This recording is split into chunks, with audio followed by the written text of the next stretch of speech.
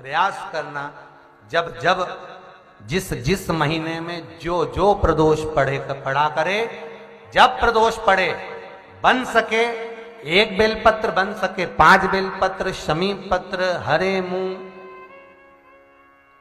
हरा मूंग, बेलपत्र, एक कलश के अंदर थोड़ा सा पानी लेकर 1 बेलपत्र, हरा मूंग, शमी पत्र डालकर और उसमें थोड़ा सा गुड़ डालकर भगवान शिव का स्मरण कर कर प्रदोष काल में, मान लो कोई काम आपका बहुत जरूरी है, बहुत दिनों से अब थक गए हैं, नहीं हो रहा, कर्जा बढ़ रहा है, धन नहीं आ रहा, व्यापार नहीं चढ़ रहा, या कोई समस्या बहुत प्रबल है, कोई एग्जाम में बैठ रहे हो नहीं हो रहा, परीक्षा भी दे दी है, रिजल्ट आने ही वाला है, तो भी प्रदोष काल में, प्रदोष के समय वो जल, मूंग, समीपत्र और बेलपत्र और गुड़ का शंकर के शिवलिंग को समर्पित करना प्रारंभ कर दो।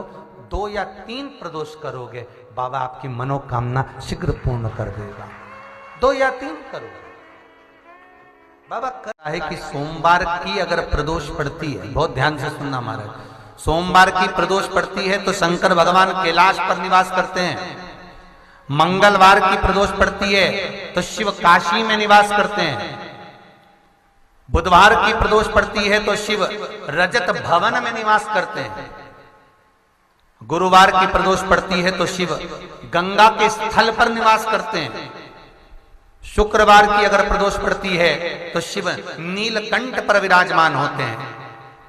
शनिवार की अगर प्रदोष पड़ती है तो शिव शमी के वृक्ष के नीचे रहते हैं। और रविवार की जब प्रदोष पड़ती है तो शिव बेलपत्र के पेड़ के नीचे निवास करते हैं। महाराज ये एकादशी शंकर से कह रही है कि आपका स्थान ये नहीं कि आप कैलाश पर मिले, उस बार को, उस तिथि के दिन, उस अनुकूल।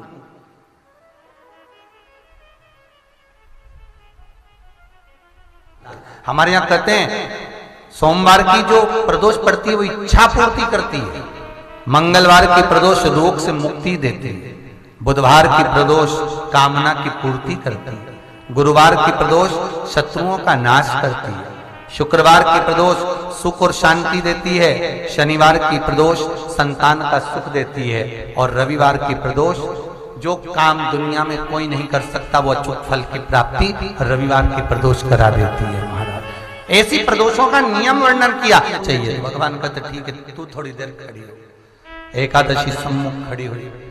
पार्वती जी ने जिस अंगुष्ठ का जल पीने के लिए लिया था हाथ में, बस पीने ही वाली थी, शंकर भगवान ने वही हाथ में जल लेकर एकादशी के हाथ में उसको देकर कहा ले, ये मेरे द्वारा निर्मित एक व्रत है जिसे त्रयोदशी के दिन तूने मांगा है, मैं तुझे देता हूं।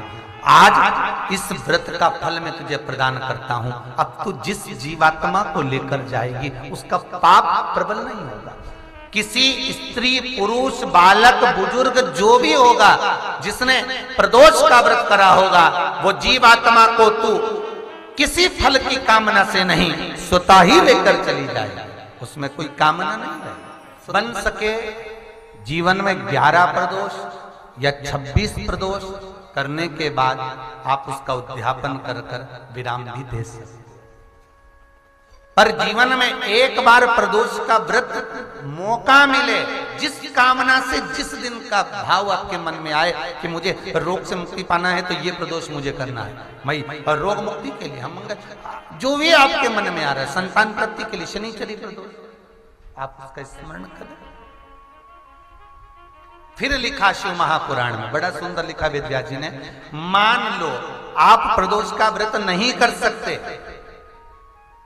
आप अगर व्रत नहीं कर सकते तो प्रदोष के दिन, प्रदोष काल में शाम का समय सूर्यास्त का कुछ पल, कुछ घड़ी के पहले से लेकर बाद तक का प्रदोष काल के अंतर्गत आप शंकर जी के मंदिर में जाकर 1 लोटा पानी, 5 बेलपत्र भी अगर समर्पित करते हैं तो संपूर्ण प्रदोष का फल आपके भाग्य में प्रबल हो जाए। शिव महापुराण में इसका